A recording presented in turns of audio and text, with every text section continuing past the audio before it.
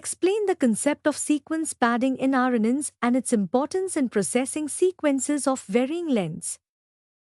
Sequence padding involves adding special tokens, often zeros, to sequences to make them equal in length. It is crucial when processing sequences of varying lengths in RNNs, enabling efficient batch processing and ensuring consistent input sizes. What are the advantages of using gated recurrent units, GRUs, in RNNs, and how do they differ from traditional LSTM units? GRUs are a simplified version of LSTM units that have fewer parameters, making them computationally efficient.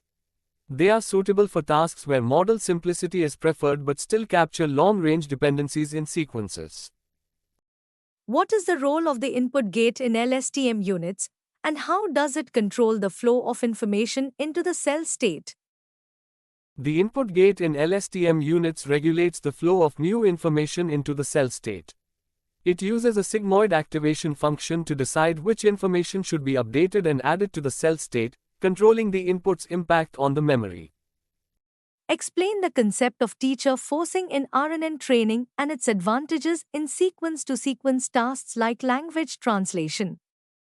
Teacher forcing is a training technique where the true target sequence is used as input during training instead of predicted values.